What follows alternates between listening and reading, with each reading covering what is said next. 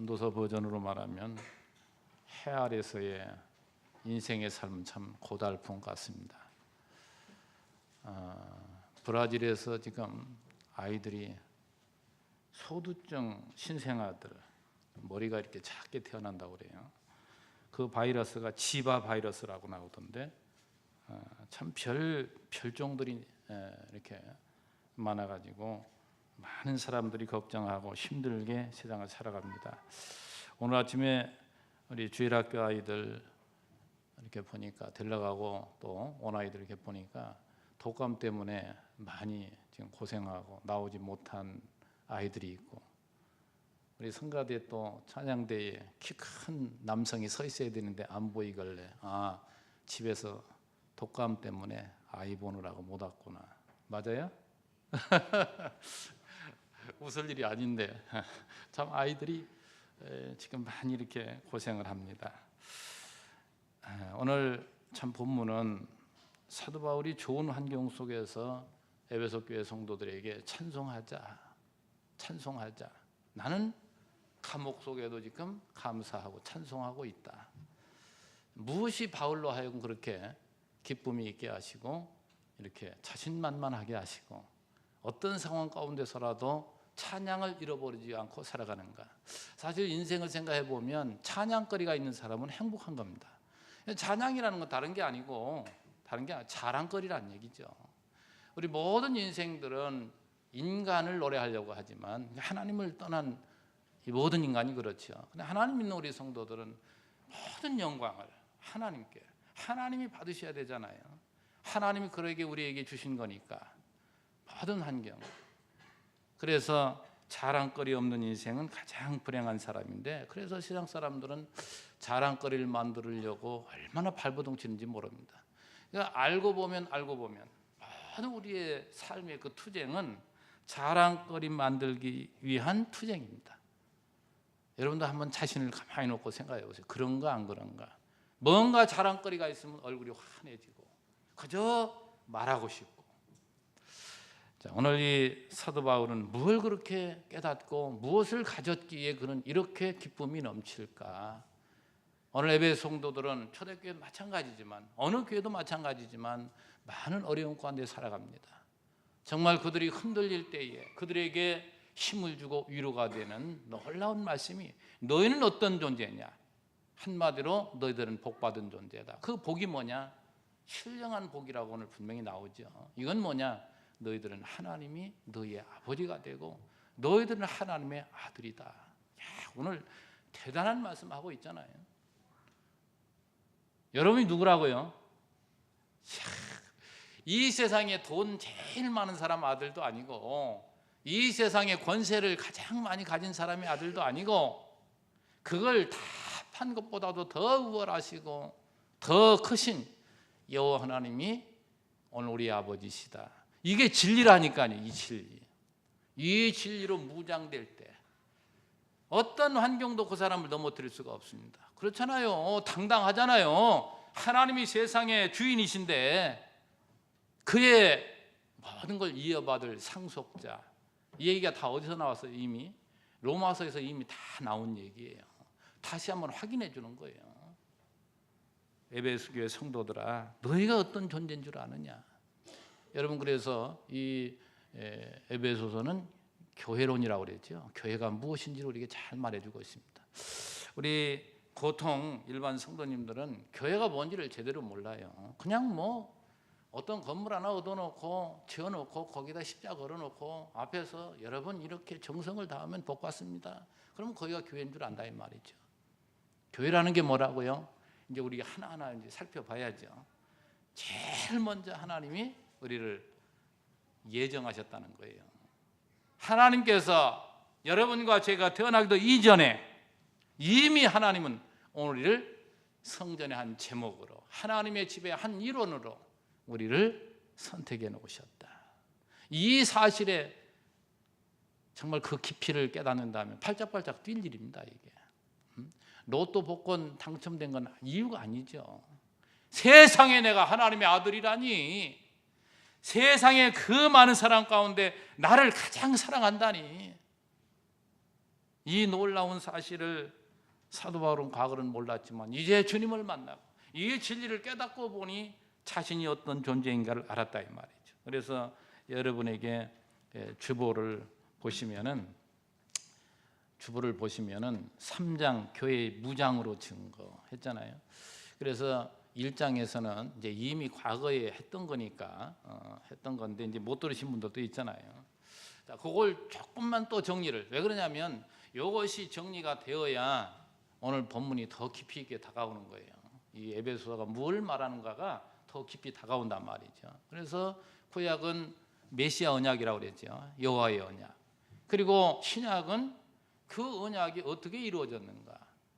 메시아가 오셨다 이 말이죠. 누가? 예수가 메시아다, 그리스도다. 이걸 신약에서 말하는데 사복음서는 인간의 몸을 입고 이 땅에 직접 오신 인간 예수, 나사렛 예수가 바로 메시아라는 것을 자기 스스로 모든 사람들에게 가르쳐 줍니다. 이것이 복음서예요.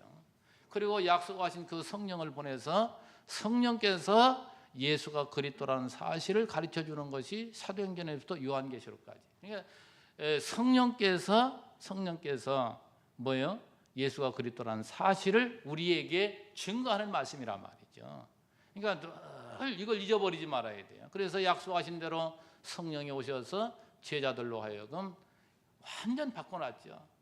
예수님이 십자가에 죽을 때만 해도 예수님을 부인하고 다 도망갔던 그 친구들이 오순절 성령을 받고 완전히 바뀌어져서 신약 성경을 기록하고, 그리고 그들이 가는 곳마다 이 복음을 전해서 이 복음을 듣고 깨달은 자들이 모인 곳이 바로 교회란 말이죠. 그래서 사도행전에는 예수님이 약속한 대로 예루살렘부터 시작이 돼가지고 유대와 사마리아와 땅끝, 그 당시에 땅끝이라고 하는 건 로마와 서바나 지역을 이제 유럽을 땅끝이라고 보았는데 거기까지 복음이 증거되었고 지금도 진행이 돼요. 그리고 세 번째 약속은 주님이 다시 오신다고 약속했는데 그건 이제 미래, 장래, 하나님만 아신다고 그랬죠. 그때가 되면 주님이 오실 것.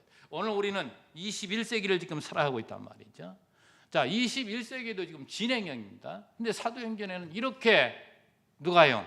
성령께서 교회를 세우심으로 뭐예요? 예수가 바로 성령을 보내셨잖아요. 그러니까 예수는 누구예요? 만왕의 왕 그리스도임을 우리에게 확인시켜 주죠.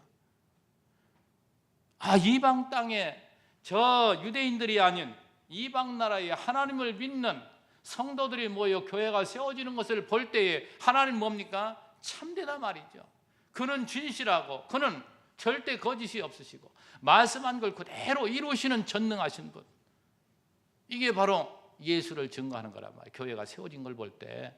그리고 나서 이제 로마서, 고린도전후서, 갈라디아서까지는 이제 갓 태어난 이제 그 아기가 점점 자라나는 아주 고농도, 아주 그 아이에게는 최고 적절한 그러한 양육의 복음이란 말이죠. 그래서 이신칭의 복음, 건덕의 복음, 은혜의 복음이라고 말씀을 드렸습니다. 이걸 여러분에게 간단하게 설명하기에 또 그거 하면 또 한참 가잖아요. 그러니까 어느 정도 이제 자랐으면 이제 역할을 하기 위해서 뭡니까? 강한 훈련을 받아야 되잖아요. 그래서 무장케 하시는 이 진리, 이것이 지금 에베소부터 빌레몬서까지 쭉 이어지는 말씀인데 진리로 무장케 하시고 생활로 무장케 하시고 체제로 무장케 하신다. 근데 이 진리로 무장케 하신다. 제1절 교회의 진리로 무장. 교회가 무엇인가를 우리에게 가르쳐주는 이 진리, 이게 에베소가 우리에게 가르쳐주는 건데 먼저 교회의 설립, 교회가 어떻게 세워졌는가, 1장과 2장에서 말하는데 1장에서는 설립의 기초를 말하고 2장에서는 설립의 실제를 말하고 실제 어떻게 교회가 세워졌는가. 그래서 2장에 죽었던 너희, 누구예요? 에베소의 이방인들 아니에요. 에베소인들이 그 소아시아 지역에 살고 있던 이방인들이 어떻게 해서 교회가 세워졌는가 2장에서 확인시켜 줍니다. 자, 1장에서 이 설립의 기초에 대해서 말하는데 이 교회 설립이라는 건 다른 말로 표현하면은 집을 하나 짓는 것으로 여러분 연상했으면 좋겠어요. 그 집을 짓기 위해서는 밑에 기초가 중요합니다. 기초가 무엇이든지 중요하잖아요. 공부하는 것도 기초가 딸리면 위에 따라갈 수가 없잖아요. 기초가 그만큼 중요한데 그 기초가 무너지면 이게 무너진단 말이에요. 그 기초가 뭐냐? 바로 제일 먼저가 성부 하나님의 예정, 성자 하나님의 구속, 성령 하나님의 인치심, 그 다음에 교회의 머리가 되시는 그리스도. 그리스도가 예수께서 우리 교회의 머리가 되신다 이 말. 그래서 이 성부 하나님의 예정을 교회에서 안 가르치면 뭐예요? 부실해지는 거예요. 그리고 두 번째가 성자 하나님의 구속. 예수님께서 우리의 죄를 위해 십자가를 지셨잖아요. 그게 약속하신 대로 2000년 전에 예수님이 오셔서 그가 십자가를 죽으시고 우리를 구원하신 사건을 설명하고 그 다음에 성령이 우리에게 보증이 되신다 이 말이죠. 이 성부, 성자, 성령의 사역. 그래서 결론은 뭡니까? 그리스도가 교회의 머리가 되신다는 것. 이게 1장에서 말하는 거예요. 이것을 올바로 아는 사람은 어때요? 흔들리지 않죠. 어떤 상황이라도. 아까도 말씀드렸습니다만 내가 하나님의 아들인데 죄 가운데 있던 나를 하나님이 구속하심으로 그리스도를 통해서 우리를 구속해내셨으면 우리는 뭡니까 이제? 의론자가 되었다니까요. 의론자는 죽음이라는 게 없는 거예요. 누가 죽어요? 죄인이 죽는 거잖아요. 그래서 세상에서 죄 지으면 끌려가고 죄 지으면 사형 언도도 받고 죽어가지만 죄 없는 사람을 누가 건드려요. 그러니까 하나님으로부터 의롭다 인정한 받은 사람은 어떤 환경에 두려울 거 없습니다. 이 사람은 영원히 사는 거예요. 그러나 죄송하지만 의인은 없느냐 하나도 없다. 다 죽음에 이르는 거예요. 그러나 오늘 예수를 믿는 우리들은 죽으나 영원히 산다 이 말이죠. 이런 사람이 어디 두려워해요? 견고하게 세워지죠. 그 기초가 그만큼 중요한 겁니다. 기초가. 그 오늘 이 1장 가운데서도 가장 중요한 시작이잖아요. 시작. 하나님의 예정. 참 너무나도 대단한 거예요. 앞에서 우리 바울이 인사하는 내용도 봤지만서도 바울이 사도가 된 것도 자기 뜻이 아니에요. 1절에 뭐라고 해요? 하나님의 뜻으로. 하나님의 뜻으로 자기가 사도가 되었고 에베소 교회 성도들이 하나님 믿게 된 것도 뭡니까? 하나님의 뜻으로. 그걸 다른 말로 표현하면 하나님의 예정으로 그가 사도가 되었고 하나님의 예정으로 성도들이 에베소 교회를 이루고 있다 이 말이죠. 저와 여러분도 마찬가지예요. 여러분이 노력하고 여러분이 얻어낸 것이 아니고 내가 뭔가 힘으로 내 힘으로 얻어낸 것이 아니고 하나님이 이미 여러분이 태어나기도 전에 멀리 거슬러 올라가서 세상 만물이 지어지기 이전부터 하나님은 여러분을 뭐예요? 하나님의 자녀로 전부 구상해 놓으셨다 이 말. 계획해 놓으셨단 말이에요. 예정해 놓으셨단 말이죠. 이 은혜를 알면 너무너무 감격해 하는 것이죠. 정말 여러분 오늘 요 말씀은 대단한 말씀들이에요. 그래서 앞에 1, 2절에서는 인사라고 오늘 본문에 보면 이제 하나님의 예정의 시기와 그 방법 그리고 예정 동기와 그 결과 그리고 최종 목적. 이게 중요한 거예요. 최종 목적은 뭐라고요? 6절에 말하잖아요. 여호와 하나님을 찬송케 하려고 오늘을 예정하시고 예정한 자들을 부르신 그들을 또한 의롭다 하시고 의롭다 한 그들을 또한 뭐예요?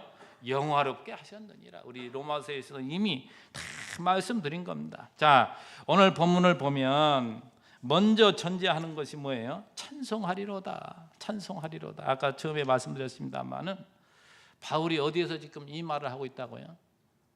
감옥이에요. 감옥 안에서 지금 언제 죽을지 모르는 그가 뭘 그렇게 기쁨으로 찬양합니까? 그런데 이렇게 찬송 자기가 하고 있고 온 에베소 교회 성도들에게도 너희들이 찬송해야 될 이유가 있다. 그걸 밝혀주는 거예요.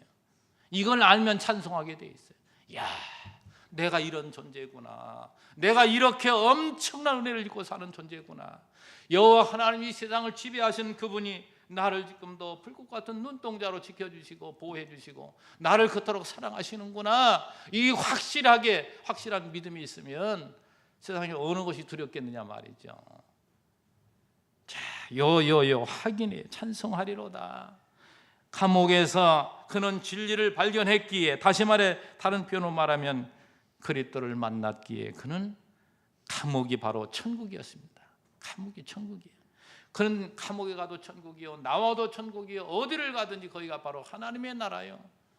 그는 천국을 누리고 살았던 거예요. 우리 성도님들, 우리 교회 안에가 바로 천국인데 교회 안이라고 하는 것은 이 건물 안을 얘기하는 거 아닙니다. 정말 예수 안에 내가 있을 때 그게 교회 안에 있는 거예요. 여러분이 바로 성령 안에 있고 성령이 또한 여러분 안에 있고. 그래서 제가 언젠가 그 표현도 좀 쓴 것 같은데, 참 인간으로서 이해하기 어려운 것이, 시공간 속에 우리는 태어났고 그렇게 살아가기 때문에 이해 못하는 것이, 내가 그리스도 안에 있다고, 또 그리스도 안에 내 안에 있다고, 이걸 어떻게 표현하나, 이걸.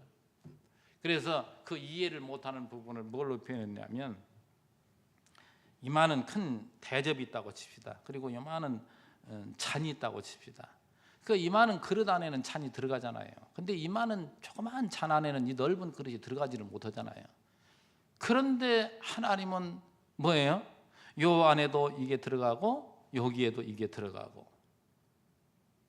이게 이해가 되냐 말이죠. 이 성자 하나님, 성부 하나님, 성령 하나님도 잘 이해가 또 안 되는 거예요. 왜 그러냐? 우리의 이 사고는, 우리가 생각하는 그 테두리는 그렇게 크지를 못해요. 그래서 우리는 점점 이런 것 때문에 좀 갈등도 느끼지만, 그러나 여러분 하나하나 하나님이 가르쳐준 만큼은 우리가 또 알아야 되겠죠. 알아야 되겠죠.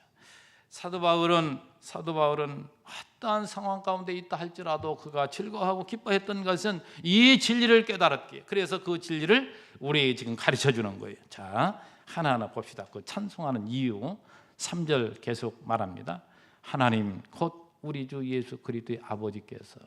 이제 쭉 서술해 나갈 때에 그 주어가, 주체자가 누구냐? 여호와 하나님. 그분은 누구냐? 곧 우리 주 예수 그리스도의 아버지라 말이죠. 그 여호와 하나님께서, 그 여호와 하나님께서 누구를 통해서요? 그리스도 안에서. 그리스도 안에서. 그래서 그리스도를 연결하지 않고는, 그와 떠나서는 어느 누구도 아버지하고 연결고리가 끊어지는 거예요. 절대. 오늘 우리들은 그 예수 그리스도께, 그러니까 요한복음 14장 6절에서 그런 말씀하잖아요. 내가 길이요 진리요 생명이라 나로 말미암지 않고는 아버지께로 올 자가 없느니라. 그러니까 하나님과 우리를 이어주는 유일한 길이 바로 예수라는 얘기죠. 그래서 그리스도 안에서가 그만큼 중요합니다. 오늘 본문에 우리에게 뭐라고 합니까? 우리는 복받은 자라고 하죠. 이렇게 우리 주 예수 그리스도 아버지께서 그리스도 안에서 하늘에 속한 모든 신령한 복을 우리에게 주시되, 이 신령한 복, 이건 뭐 여러 가지로 얘기할 수 있겠지만서도 쉽게 얘기하면, 간단하게 얘기하면 하나님 우리 아버지고 나는 그의 아들이다 이 말이죠. 이게 저와 여러분이 최고의 복이에요. 이게 이런 사람이 뭘 가진들 못 가진들 그 관계 없잖아요. 세상에서 뭘 갖지 못했다 할지라도 모든 것을 다 잃어버리고 지금 감옥 안에 들어있는 것도 마찬가지, 다 잃은 거예요. 사실 감옥에 들어간다는 얘기는. 그래도 바로 하나님께서 지금 나의 아버지가 되신다. 그 하나님이 나와 뭡니까? 이런 관계이기 때문에, 그래서 하나님의 아버지가 되시고 우리는 그의 아들이 됐다는 것을 성경 전체에서 우리에게 가르쳐 주는 거예요. 그래서 이 진리를 깊이 깨닫는 만큼 그 사람은 기쁨이 있고 행복한 겁니다. 그 행복한 사람은 그렇게 찬양하며 사는 거예요. 자랑거리가 있다는 말, 영원한 이 찬송거리. 그래서 그걸 다시 구체적으로 설명하는데 곧, 자, 참 성경은 참 재밌어요. 다 이렇게 풀어준다니까요. 곧이라는 게 뭐예요? 지금 그걸 설명해 주는 거예요. 그 앞에서 신령한 복이 무엇인가를. 자, 그 신령한 복을 우리에게 어떻게 주셨는가? 창세 전에. 이제 하나하나 풀어가죠. 저와 여러분이 하나님의 아들이 된 것이 언제부터라고요? 아니, 여러분은 1900 몇 년도에 태어나서 또 얼마 전에 이렇게 믿었잖아요. 예수를 영접했잖아요. 그럼 그때부터라고 그래야지. 그런데 우리는 알고 보니까 창세 전부터 하나님이 그 품에 우리를 안고 있었어요. 그걸 모르고 살았을 뿐이지. 그걸 이제 어느 시점에 와서 우리가 복음을 듣고 또 여러 과정이 있잖아요. 예수 믿게 된 과정이. 그러한 매체를 통해서, 그러한 뭘 통해서 하나님 우리를 불러주신 거란 말이죠. 그래서 여기에서 얘기하는 이 창세전이 그만큼 중요해요. 우리가 하나님 백성이 된 것이 언제라고요? 창세전이다. 그래서 이것이 그만큼 놀라운 거예요. 이것이 어디서 그랬어요? 4절에 말하지만서도 그리스도 안에서, 또 그리스도 안에서 얘기를 하죠. 그리스도 안에서. 그리스도를 떠나서는 절대 우리는 하나님 앞에 이룰 수가 없는 거예요. 이게 방법을 얘기합니다. 어떻게 했다고요? 그리스도 안에서 우리를 택하사 선택했단 말이에요. 하나님이. 이것이 바로 하나님과 우리의 관계인데, 하나님이 뭔가를 보고서 선택한다면 저는 자신 없어요. 나 같은 곳이 어떻게 하나님의 선택받겠어요? 그러나 하나님은 이걸 신학에서 뭡니까? 구원의 5대 조건을 얘기했을 때 무조건적 선택이라는 대목이 나와요. 무조건적 선택. 하나님 뭔가 조건을 보고 우리를 선택한 게 아니라니까요. 여러분, 조건을 보고 선택했다면 여기 앉아있을 분 하나도 없어요. 전부가. 이게 은혜라니까요. 은혜. 왜 은혜라고 합니까? 거저 주셨기 때문에. 오늘 고마스님 먼저 봐야 되겠네. 6절 보세요. 이는 그가 사랑하신 자 안에서 우리에게 뭐 했어요? 거저 주시는 바. 여러분이 뭔가 노력을 해서 얻어낸 것이 아니에요. 여러분의 뭔가를 장점을 보고 하나님 주신 게 아니라니까요. 뭘 보고 그랬습니까? 자신의 기쁘신 뜻대로. 여러분과 제가 하나님의 백성이 된 것이 자신의 기쁘신 뜻이라니까요. 하나님이 좋아서 그랬다 이 말이에요. 하나님 좋아서. 자, 그런데 과정적인 목적을 얘기해요. 우리를 택하사 우리로 사랑 안에서 꼭 이걸 집어넣죠. 정말 하나님의 그리스도의 그 사랑 안에서 그 앞에 거룩하고 흠이 없게 하시려고. 우리는 흠투성입니다. 얼마나 우리 자신을 보면 더럽고 취하고 어찌 하나님의 거룩한 성전에 쓸 제목이 되겠느냐 말이죠. 그래서 하나님은 참 이 성전의 제목을 쓰는 것도 보면 재밌어요. 우리 성막을 만들 때에 광야에 뭐가 있습니까? 나무가 조각목을 가지고 하잖아요. 조각목이 뭐예요? 다 구부러진 화목으로 쓸 수밖에 없는 아카시아 나무라니까요. 여러분 좀 그런 건 모르는지 모르지만서도 우리 요즘은 뭐 집을 지으려면 이렇게 철근 넣어가지고 콘크리트 짓지만 옛날에는 나무로 목재로 지었잖아요. 목재로 지을 때에 아카시아 나무로 집 짓는 사람 없어요. 아카시아 나무 제목으로 쓸 것이 없어요. 그건 화목으로 밖에 쓸 게 없는 거예요. 그건 사람을 찌르고 써먹을 게 없는 거예요. 그런데 그 조각목을 뭐예요? 다 깎아가지고 다듬어서 그 위에다 무엇을 입힙니까? 금을 입혀가지고 그래가지고 법궤도 만들고 떡상도 만들고. 성전의 모든 기구가 뭐예요? 널판도 만들 때 그걸로 뭡니까? 깎아가지고 그 위에다가 전부 덮어 씌워가지고서 성전의 제목으로 사용하고 있다 이 말이죠. 성도님들, 그 모든 걸 모형이라고 그랬잖아요.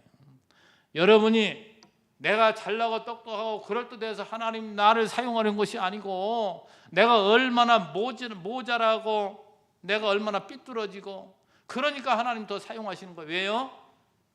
나 자신을 자랑치 못하게 하려고. 제가 제법 그럴듯한 사람이 예수 믿다고 칩시다. 그러면 자랑을 많이 해요. 자기가 잘난 줄 알아요. 정말 나 못난 줄 알고 사는 사람이 진짜 믿음 있는 사람입니다. 내가 못났기 때문에 하나님께 사용하시는구나. 이걸 알아야 돼요. 뭐가 그렇게 잘났는지 모르겠어요. 예수 믿으면서 뭐가 자랑할 게 있느냐 말이죠. 하나님만이 자랑거리요. 그분께서 나를 이 모자라고 이 쓸모없는 자를 하나님 나를 사랑하셔서, 정말 부모가 자식을 낳았을 때에 내가 이런 모양으로 낳아야 되겠다 이래가지고 낳는 부모가 있습니까? 아니 그보다도 자식이 부모님 나 이렇게 만들어 주십시오 하고 그렇게 요구해서 낳는 자식이 있느냐 말이죠. 부모가 사랑으로 낳은 자식이기 때문에 부모는 뭡니까? 자식을 가져도 기쁘고 낳아도 기쁘고 그걸 또 기르면서도 그저 얼마나 기뻐합니까? 자식 있는 것만으로도 기뻐하잖아요. 나만 그런 것 같은데 아무리 봐도. 아니 자식 보세요. 그 모자란 자식이 그냥 뭘 해달라고 하면 제일 좋은 것으로 해주고 싶잖아요. 부모는. 그래서 땀 흘리고 수고해서 어찌하든지 자식을 위해서. 하나님과 우리의 관계가 그거라니까요. 여러분 하나님 오해하지 말아요. 이스라엘 백성들과 그 관계를 보세요. 얼마나 이스라엘 백성을 사랑하는지. 그런데 그들은 뭐예요? 하나님 자신을 사랑하는지 몰라요. 왜? 그들을 반듯하게 만들기 위해서 많은 시련을 통해 만들어 가고 있잖아요. 그러니까 저들이 차음정 커나갈 때에 자꾸 간섭하니까 싫어하는 거예요. 이 부모와 자식도 보세요. 애들이 자라면서 얼마나 부모가 좀 뭘 하면 잔소리를 알아듣고 어느 정도 크면 대든다니까요. 지가 잘났다고. 참 생각해보면 낳은 것만도 감사한 일인데 말이죠. 낳을 뿐만 아니라 길러주시고 다 키워주시잖아요. 그래서 참 철들어서 부모 은혜가 참 큰 것이구나 생각되면 부모는 이미 돌아가시네. 우리 윤 장로님 아버님 위도 가시다고 그래가지고 오늘 아침에 가셨나 봐요. 그 먼 동화까지. 사람이 그렇더라고요. 보면은 어느 정도 철이 들어가지고 부모님이 감사하지. 좀 효도하려고 하면 이미 부모님은 늙고 가신단 말이에요. 근데 그것도 좀 애지간히 철이 들은 사람이 그렇지 대부분 철 안 들어요. 참 사람이 보면 죽을 때까지 되게 철 안 들어요. 특별히 남자들. 여성분들 좀 웃어요. 얼마나 남자들은 철없는지. 뭘 보고 그럽니까? 나를 보고 그러는 거예요. 나를 보고. 참 철이 없어요. 여자들은 대부분 철이 일찍 드는데 남자분들이 철이 안 들더라고요. 정말 아버지와 자식 간의 관계, 참 이 세상에 이러한 제도를 하나님이 우리를 왜 이 세상에 태어나게 살아가게 하실까? 이러한 가정제도 또한 이 사회제도 왜 하나님 만들어 주셨을까? 이걸 통해서 뭐예요? 하나님 배우라고 그러는 거라니까요. 이 관계. 그래서 어찌하든지 여러분 결혼하는 것도 마찬가지, 직장을 다니면 상사가 있고 부하가 있고 이 모든 관계가 말이죠. 하나님과 뗄래야 뗄 수가 없는 거예요. 늘 그런 곳에서 우리는 뭐예요? 저 바닷가에 있는 그 돌이 그렇게 수많은 세월 가운데 물로 다듬어지듯이 우리를 하나님 다듬기 위해서 지금 그러는 거예요. 그런 걸 통해서 우리가 이렇게 배우고 저렇게 배워서 하나님 고맙습니다. 정말 주의 은혜가 얼마나 큰 것인가를 거기서 배운 만큼 그 사람은 엄청난 걸 얻는 거예요. 그거는 영원한 거예요. 그거는 세상 모든 것은 다 사라질 것이고 그것들은 우리가 가지고 가지 못할 것이지만 이 세상에 살면서 하나님이 우리를 얼마나 사랑하셨는가를 깊이 깨닫고 배운 것만은 뭐예요? 다 가져가는 거예요. 그건 영원한 거라니까요. 그걸 가지고 영원토록 기뻐하며 사는 거예요. 천국은 다른 게 아니에요. 거기에 가면 뭐 금으로 지은지 무슨 지은지 뭐. 저는 가끔 그 옛날 어렸을 때 부흥사들이 했던 얘기가 많이 생각난다니까요. 그렇게 신앙생활에 거기 가면 개털 모자 쓰고 거기 가면 집도 찌그러진 집에 살고 뭐 그런 얘기를 하더라고요. 근데 그런 의미로도 좀 정신 차렸으면 좋겠는데 그런 것은 정말 이 세상 것처럼 이 세상에 최고 귀한 것으로 천국이 더 그런 걸로 돼 있다면 이 세상도 그런 걸로 천국이 될 수가 있죠. 근데 그게 아니에요. 거기서는 이러한 지금 우리가 눈으로 보고 있는 이 세상 모든 것들은 다 사라질 것이고 하나님이 나에게 어떤 분인가 많은 시련과 어려움 속에서 얻어진 하나님의 그 은혜의 감격이 그걸 우리는 가져가는데 우리로 하여금 영원토록 기쁨으로 살아가게 하는 것이죠. 그것을 통해서. 그러니까 세상에서도 많은 고생도 해야 돼요? 안 해야 돼요? 해야 된다니까요. 그래서 광야가 필요한 거예요. 우리 성도 여러분, 그래서 거룩한 하나님의 나라 이 교회에는 예수가 믿어지는 사람은 크든 적든 누구나가 다 필요한 제목입니다. 다 필요합니다. 한 건물을 짓기 위해서는 기둥도 필요하지만 작은 돌멩이도 필요하고 별게 다 필요해요. 집 짓다 보면 뭐 모든 게 필요하단 말이죠. 그래서 이 하나님의 교회는 모든 성도들 하나하나가 제목으로 우리 인간이 볼 때는 없을 데 없어 이렇게 얘기할지 모르지만 그렇게 생각할지 모르지만 하나님께는 전부가 필요한 존재란 말이죠. 그래서 여러분 예수를 믿고 정말 우리가 교회 안에 한 형제가 되었다는 것은 막 감격스러운 일이고 얼마나 존귀한 자인지 몰라요.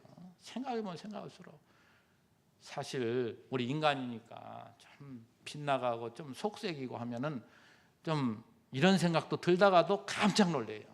이분이 얼마나 존귀한 분인데 이분이 하나님이 나를 만드시려고 지금 보내신 분인데 이분이 하는 말 넘겨짚지 말고, 이분이 하는 말 버리지 마. 잘 새겨들어. 하나님의 음성으로 들어. 여러분, 세상에 오늘 우리에게 있어서 좋게 받아들이면 버릴 게 하나도 없는 겁니다. 항상 여러분 너그러운 마음을 가지고 이렇게 교회는 다양한 제목으로 세워진다는 것을 꼭 기억하셨으면 합니다. 사도 바울도 자신이 얼마나 못된 존재였습니까? 그런데도 디모데전서에서 뭘 얘기합니까? 자기가 죄인 중에 괴수라고 하잖아요. 그런데도 그 이야기를 하면서 그 뒤에 하나님의 놀라운 은혜를 입어 자기가 사도가 되었다는 것을 감격해하며 찬양하죠. 자, 이렇게 이제 3, 4절에서 거룩하고 흠이 없게 하시려고 하나님 우리를 부르셨다 이 말이죠. 자, 그리고서 5절, 6절에 보세요. 하나님의 그 예정하심은 창세전에 우리를 예정하셨는데, 자, 이 5절에서 제일 먼저 말하는 그 기쁘신 뜻대로, 다시 말해서 하나님이 좋은 대로, 하나님 자신이 기뻐서 그랬다 그 말이죠. 저와 여러분이 뭔가를 보고 우리가 뭐 장점이 있어서 그런 것이 아니라 바로 하나님이 자신이 기뻐서 낳은 자이므로, 다른 표현으로 말하면 우리가 그의 아들이니까 하나님이 우리를 낳았기 때문에 자식이 뭐 잘하든 잘못든 상관없어요. 자기가 기뻐서 낳았기 때문에. 그래서 우리를 절대적으로 지지하고 우리를 아껴주시고 우리를 이끌어가는 것이죠. 그래서 우리 복음서 마태복음에 보면 그런 얘기를 하잖아요. 인간을 비유하면서 인간 아버지도 자식에게 좋은 것을 줄 줄을 알거든 하물며 하나님일까 보냐. 하나님 우리에게 좋은 것으로 주시지 않겠느냐. 하나님 우리에게 어떤 분이신데 그 이야기를 곳곳에서 말씀해 주고 있어요. 기쁘신 뜻대로 5절에 우리를 뭐 했다고요? 예정하사. 이 예정론을 말하면 하나님이 다 정해놓으셨는데 그래서 열심히 안 해서 예정론을 못 가르치겠대요. 성경은 분명히 예정을 얘기하고, 아니 분명히 예정을 얘기하고가 아니라 성경 전체가 그걸 얘기하는데 그걸 말 못하겠대요. 왜? 하나님 뭐 다 정해놓으셨는데 뭐 내가 열심히 할 거 뭐 있나? 이런다나요? 아니에요. 여러분, 이 예정론과 이 운명론, 숙명론이라는 걸 혼동하면 절대 안 됩니다. 이 운명론은요 주체가 없어요. 그러나 이 예정론은 주체자가 누구예요? 하나님이라니까요.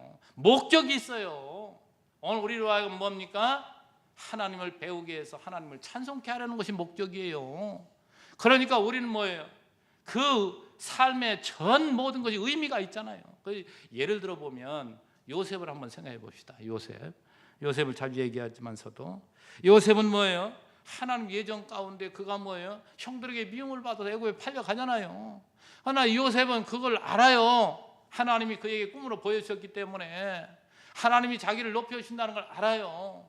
그래서 그는 하나님의 예정을 믿고 어디를 가든지 성실하게 살아갑니다. 그리고 뭔가 사건이 터질 때마다 그게 무슨 뜻이 있는가를 그는 하나님께 묻고 정말 성실하게 살아요. 그러니까 하나님의 예정을 믿는 사람은 성실하게 살아갑니다. 어떤 상황 가운데서도. 왜요? 운명론에 처해 있는 사람은 핑계를 대기 위해서 그걸 얘기하는 거예요. 핑계를 대기 위해서. 그래서 운명론이라는 것은 주체자도 없고 그리고 또 의미도 없어요. 왜 이런 사건이 벌어지는지를 몰라요. 묻지 말라는 거예요. 그리고서 마지막으로 목적도 없어요. 그러나 이 이해정론은 안 그렇다 이 말이에요. 그래서 하나님의 뜻하신 바가 있기 때문에 자기가 형들의 미움을 받고 팔려간 것을 그는 알고 더욱더 성실하게, 그래서 보디발의 집에 가서 얼마나 성실하게 살아갑니까? 그러니까 가정 총무로 쓰잖아요. 그리고 그가 누명을 써 감옥에 들어갔는데도 그것 때문에 따지고 들고 그렇지 않습니다. 들어가서 감옥에서도 성실히 일하니까 전옥들의 눈에 들잖아요. 눈에 들어요. 그러면서 저 바로의 신하들이 거기에 갇혔을 때 그들을 만나게 되고 이 수많은 모든 고난이 그에게 있지 않나요? 그리고서 그가 이제 총리가 되었을 때 그가 고백하는 것을 보세요. 왜 자신을 여기에 이렇게 와서 고생하게 했는가? 하나님이 모든 과정을 보니까 우리 가족을 살리시려고 하나님이 이렇게 하셨다. 그래 하나님께 영광을 돌리잖아요. 여러분 정말 뭘 염려하시는지는 알겠어요. 이 예정을 얘기하면. 그러나 하나님이 나를 내 어떠한 조건을 보고 선택한 것이 아니라 창세전부터 나를 하나님의 자녀로 선택하였다는 이 사실을 여러분이 알게 되면 사도 바울도 보세요. 자기 몸을 돌보지 않고 주를 위해 살아요. 뜨거운 열심이 나온다니까요. 올바른 예정론을 알면 하나님 나를 예정하셨다는데, 하나님 나를 기쁨으로 지금도 사랑하시는데, 그래서 이 예정을, 하나님 예정을 올바로 알게 되면 더욱더 뜨거운 마음으로 주를 위해서 살아가는 그런 자가 된다는 거. 그래서 하나님이 이렇게 예정하시고, 그 다음에 5절 지금 봅니다. 예수 그리스도로 말미암아, 계속 그리스도 안에서 그리스도로 말미암아, 계속 그 얘기가 나오죠. 그리스도로 말미암아 자기의 뭐가 되게 하셨다고요? 아들들이 되게 하셨으니. 근데 중요한 것은 아들들이 될 것이 아니고 되게 하셨으니 과거 완료형이에요. 그러니까 창세전에 예정하셨으니까 저와 여러분 태어나기도 전에 이미 뭡니까? 연대기로 말하면 1900 몇 년도에 태어나기로 이미 하나님 계획에 놓으셨다가 계획대로 하나님의 그 약속은 절대 변개함이 없으니까 그대로 우리는 태어난 거예요. 그러니까 저와 여러분은 이 교회를 설명할 때에 우리는 예수 믿고 구원받은 성도들이 모인 것이 교회 이렇게 되게 생각하잖아요. 맞는 얘기지만 더 정확하게 말하면 하나님 백성들, 창세 전부터 하나님 백성들로 예정된 자들이 하나님의 은혜를 깨닫고 이제 예수를 영접한 거죠. 깨닫고 모인 것이 교회란 말이죠. 전제하는 것이 있어요. 전제하는 것이. 여러분 오늘 굉장한 걸 지금 듣고 계십니다. 특별히 그 감리교회 통해서 이 예정을 올바로 못 가르치고 있어요. 정말 이 예정을 빼면은요, 이 성경은 한 구절도 풀 수가 없는 겁니다. 하나님의 작정과 예정. 왜요? 하나님이 창세 전부터 모든 프로그램을 다 만드셨다니까요. 그리고도 그 만드신 프로그램에 따라서 세상이 지금 진행이 되고 있단 말이죠. 여러분 북한이 지금 언제 붕괴될지 하나님 다 알고 계셔요. 다 계획해 놓으셨어요. 지금 우리만 모를 뿐이지. 우리 예수 믿는 사람들, 저와 여러분이 북한을 보는 시각이 어떤가 모르겠어요. 언제든 저 붕괴됩니다. 저거 틀림없이 붕괴됩니다. 저거 어떤 방법으로 어떻게 될지는 아직 모르지만서도 하나님이 해 나가시는 걸 보면 요즘 급변하는 거 보세요. 지금 이 정세가 돌아가는 거 보면 말입니다.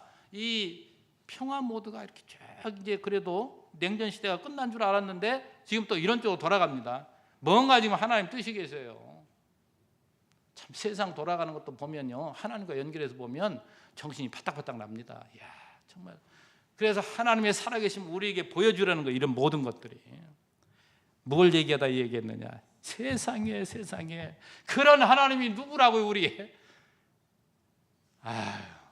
나는 우리 아버지가 군대 있을 때 돌아가셨는데 요 사실을 깨닫고 그 아버지 이런 거 그건 문제가 아니에요. 세상에 이 하나님이 나의 아버지시라니.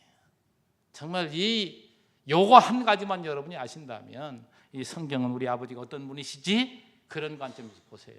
다 성경 그걸 가르쳐 주는 겁니다. 그래서 저 역사 현장 속에서 하나님의 자기 자녀들을 어떻게 이끌어 오셨는가.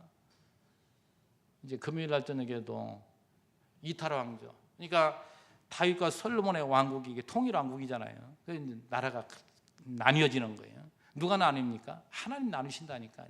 뭘 가르치려고요? 자기 백성들에게 이탈하면 전부 망한다는 걸 보여주려고. 그대로 망하잖아요. 하나님을 떨어져 나간 자들은 다 망해요. 그런데 남쪽 유다는 어떻습니까? 고래도 이것들 저희 형제들이 그렇게 망한 걸 보고도 범죄하고 살아요. 하나님 올바로 안 믿고 살아요. 그러니까 하나님이 최후로 뭡니까? 바벨을 통해서 끌어가잖아요. 전부 망하게 만들잖아요. 그런데 뭐예요? 예레미야를 통해서 너희들 아주 망하지 않아. 너희들이 다 포로로 끌려가도 뭐 한다고요? 너희들이 돌아올 거야. 몇 년 만에? 70년 만에 정확하게 돌아와요. 여러분 그래서 느헤미야서, 에스라서, 에스더서 나오잖아요.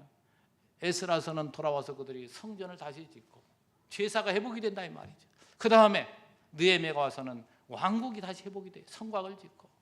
그리고 에스더는 뭡니까? 에스더서는 유대민족이 127도에 다 흩어져 있지만 하만으로부터 유대인들이 전부 한날에 죽게 돼 있어요. 죽습니까?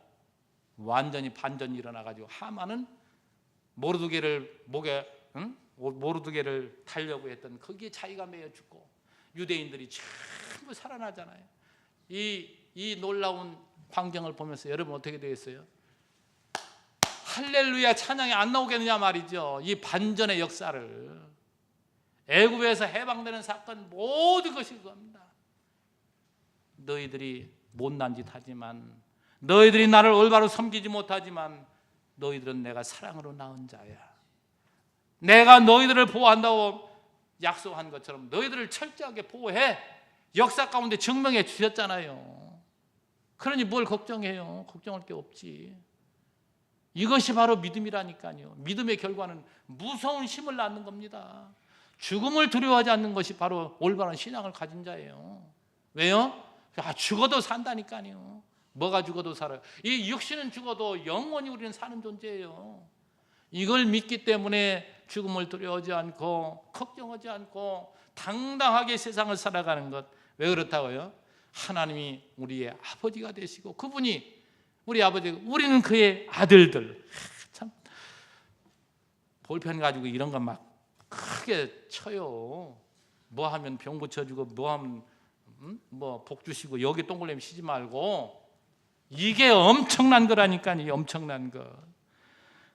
그래서 오늘 우리로 하여금 자기 아들들이 되게 하셨으니, 왜 아들들 되게 했는가? 그 이유를 6절에서 딱 결론으로 이제 말합니다. 이는, 이유를 말하잖아요. 이는 그가, 그 여호와 하나님이 사랑하신 자 안에서, 예수 그리스도 안에서 우리에게 뭐예요? 거저 주시는 바 그 의의 영광을 찬송하게 하려는 것이라. 여러분, 우리가 이 땅 위에 이 고난 많은 세상 가운데 살아가면서 고생도 하고 힘든 여러 이 삶 얼마나 힘듭니까? 차라리 어떨 때는 힘들 때 그렇다니까요. 하나님 빨리 나 데려가셔서 주님만 해도 편히 안식하고 살고 싶습니다. 이렇게 생각이 될 때도 있지만 그게 짧은 생각이에요. 하나님이 때가 있잖아요. 그 때는 뭡니까? 나를 키워가는, 이만큼 하나님 나를 키워가려고, 어떤 사람은 또 이만큼 키워가다 데려가려는 사람이 있고 다 있어요. 아직 그 때가 되지 않았기 때문에 지금 오늘 우리가 고난 많은 세상 가운데 살아가는 거예요. 그러니까 이 세상 가운데 살아가면서도 우리가 걱정하지 아니할 것은 때가 되면 하나님께서는 반드시 우리를 데려가시니까. 그래서 저는 그 표현을 거저 주신다 했을 때 공짜로 주신 거라니까요. 여러분이 뭐 하나님께 해드린 게 뭐가 있어요? 그저 우리가 하는 것은 뭡니까? 범죄예요. 그 범죄가 뭐냐? 하나님께 돌려야 될 영광을 도둑질하고 살아요. 나 자랑하고 싶고 누가 나를 높여주면 좋아하고, 이게 범죄하며 사는 거예요. 그런데도 하나님은 나를 의롭다 여겨주시고 거룩하고 흠이 없다 여겨주신다니까요. 이게 우리에게 복이에요. 이게 복. 그래서 우리는 그 은혜를 생각할 때마다 감격해서 이 복음을 위해서, 이 진리를 위해서 저와 여러분이 서로 짐을 나누어 지어서 이 일을 감당하고자 헌금도 하고 나와서 땀 흘리고 수고하는 것이지, 이 기쁨을 누리면서 그렇지 못한 영혼들에게 이 복음을 전하는 교회로서의 해될 일들이 있기 때문에 우리가 하는 것이지, 우리가 헌금한다고 하나님이 가져갑니까? 다 우리가 사용하는 것이지. 그렇잖아요. 여러분 잘 알아야 돼요. 그래서 우리는 정말 이 교회 안에서 어린 아이들을 잘 양육시켜서, 왜요? 어린아이를 양육하지 않으면 세상 어둠의 권세 아래 매여서 살아가잖아요. 하나님을 찬양하지 못하고. 그런 아이들에게 하나님을 잘 가르쳐서 하나님을 섬기는 자녀로 우리가 세워나간 일에 우리가 힘을 모아서 그 일을 감당하고자 이번 겨울 성경학교도 그래서 더 하는 것이고, 우리 중고등부 이제 또 27일 날 또 인문학 강의가 있고 토요학교도 하려고 하는 그런 모든 목적이 뭡니까?